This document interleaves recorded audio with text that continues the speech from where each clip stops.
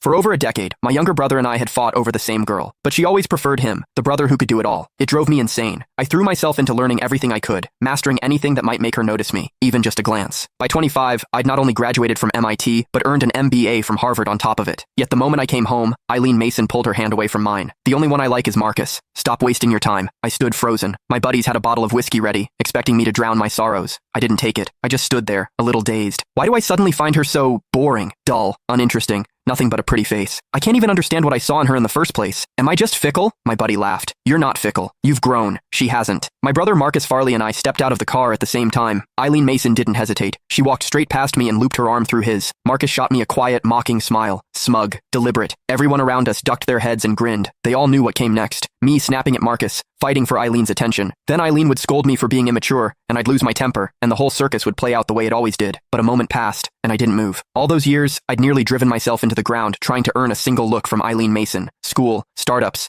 building a media brand from nothing, after navigating boardroom politics, after rubbing shoulders with people who shaped policy at the highest levels. Marcus's little routine? It was laughable. I kept my expression neutral and handed the gift bags to one of the housekeepers. From my parents, for Mr. and Mrs. Mason. Marcus's smile faltered. Eileen frowned and glanced at me. Inside the villa, I noticed the dining room table had only 4 chairs. Mr. Mason, Mrs. Mason, and Eileen already accounted for 3. Marcus let out a soft laugh. Sorry, bro. Forgot to mention you were coming too. Looks like they didn't set a place for you. Why are you apologizing for that? Eileen turned a cold gaze on me. Russ Farley. Marcus didn't do it on purpose. Just go get yourself a chair. There's no need to make him feel bad about it. It was always like this. Eileen always took Marcus's side without question. But the strange thing was, I genuinely felt nothing. I couldn't even remember why I'd fought so bitterly with my brother over her in the first place. Miss Mason, I haven't said a single word yet. Eileen blinked. In the past, I would have already been shouting, accusing Marcus of his passive-aggressive games. Bro, you're upset. Marcus stepped forward. Don't be mad. I'll go grab you a chair. He moved to get one, but Eileen caught his arm and pulled him back. She looked at me, her voice ice cold. This is the Mason house, not a place for you to throw your weight around. If you don't want to get the chair yourself, then don't bother staying for dinner. A few of the housekeepers couldn't hold back their laughter. I caught someone whispering, watch, he'll go fetch it himself like a puppy. Please, when has he ever not swallowed his pride just to sit a little closer to Miss Mason? That won't be necessary. I smiled faintly. I only came to drop off gifts for my parents. I wasn't planning to stay for dinner. Besides, I have somewhere to be. Enjoy your evening. Eileen stared at me. Something unfamiliar flickered across her face. I didn't acknowledge it. I turned and walked out, my stride unhurried. Behind me, Marcus's voice carried a note of wounded confusion. What's so urgent that you have to rush off, bro? Was he actually upset with me? Is that why he didn't stay? Eileen watched as I got into the car and drove away. A slight frown creased her brow. Don't worry about it. Marcus let out a cold laugh. A few years abroad, and his little jealousy games have gotten more sophisticated. I'll give him that. Playing hard to get now. Honestly, I'm starting to wonder if one day you might actually... Eileen pressed a finger to his lips. I told you, you're the only one I want. The truth was, I really did have things to do. I'd started an internet company with a college friend. Business was picking up fast, and I had a dinner meeting with a client that night. My partner sent me a message. Heard you're back in the country.